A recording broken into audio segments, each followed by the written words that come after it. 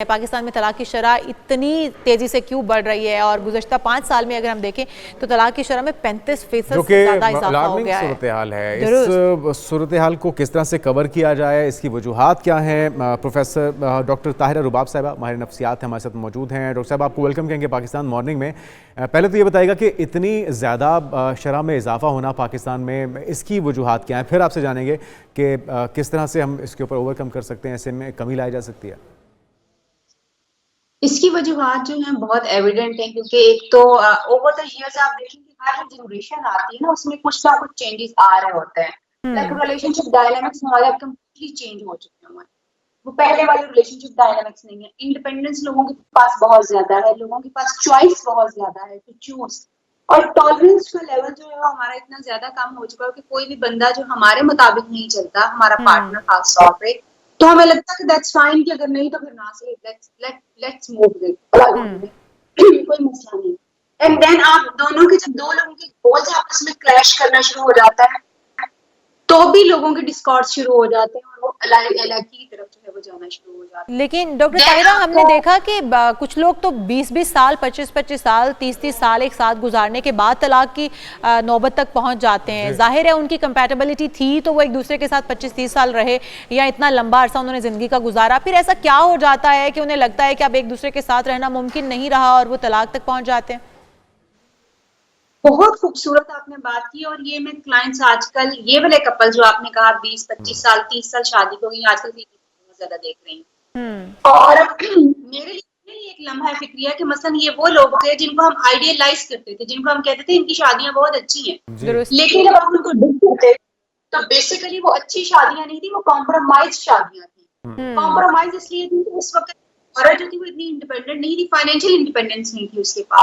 उसके पास जो था वो सवाल इसके कि वो अपने बच्चों की वजह से वेट करती, चीजों को सब्र करती, वो कुछ नहीं कर सकती थी। सो ये डिफरेंस एक जो बहुत ज्यादा है। एट द सेम टाइम अब वो कपल जिनको 20-25 इयर्स हो चुके हैं, शादी को 30 इयर्स हो चुके हैं, ऑनेस्ट टू गॉड ये मैं तो खुद एविडेंट हूं इस चीज की, क्योंकि मैं अच्छा ताहिरा साहब, आपके पास जो ज्यादा केसेस आते हैं उसमें जो केसेस हैं, क्या वो लव मैरिजेस के होते हैं, अरेंज मैरिजेस के होते हैं? और फिर कॉम्प्रोमाइज अरेंज मैरिज में तो चलें समझ में आता है, क्या लव मैरिज में भी ऐसे केसेस सामने आते हैं जो कि 20-20, 25-25 साल के बाद उन्हें तलाक याद आ जाए या तलाक की नौबत आ जाए? इंटरेस्टिंगली अभी तक लव मैरिजेस के केसेस इस तरह से नहीं सामने आए। लव मैरिजेस के जो केसेस सामने आ रहे हैं वो हैं जिनको अभी 10 साल 15 साल हुए वो लोग, लेकिन जो लोग ज्यादा जो जिनका अरेंज मैरिज हुआ है वो लोग इस तरह की चीजों में सामने आ रहे हैं। एंड द रीजन इज कि वो टाइम जो उन्होंने अपना एक दूसरे के साथ गुजारना था, आपको पता है कि पहले हमारे फीमेल्स जो थी वो ज्यादा उनको दबाया भी जाता था, और उनका काम ये होता था कि उन्होंने फैमिली को फोकस करना होता था, फैमिली लाइफ उस वक्त ज्यादा इंपॉर्टेंट होती। अब जो है कपल की अपनी लाइफ जो है वो ज्यादा इंपॉर्टेंट है, उनकी अपनी लाइफ जो है, जब उसपे इंटरफेरेंस बहुत ज्यादा होता है तो हम देखते हैं कि वहां पे भी जो है वो लड़ाइयां वगैरह काफी ज्यादा होना शुरू हो जाती है, और एक दूसरे से लोग जो अलग होना शुरू हो जाते हैं कि ये बंदा तो अपनी फैमिली को नहीं हैंडल कर पाता तो इसलिए मेरे साथ क्या चल रहा है, इस तरह की चीजें जो होना शुरू हो जाती है। तो डॉक्टर साहब, फिर इसमें क्या वजूहात आप समझती हैं? क्या खवातीन का ज़्यादा इंडिपेंडेंट हो जाना ये वजह है, उनको शऊर आ जाना वजह है, या फिर फैमिली सिस्टम हमारे जो कंबाइंड फैमिली सिस्टम है या फैमिली का बहुत ज़्यादा इन्वॉल्व होना ये वजह है? आप क्या समझती हैं कि क्या वजह, अब तक आपके पास जो केसेस आ रहे हैं उनमें क्या वजह सबसे ज़्यादा आ रही है? सूरत आपने खूबसूरती से आइडेंटिफाई किए हैं जो फैक्टर हैं, एक्चुअली यही 3-4 फैक्टर हैं। Then again there is another factor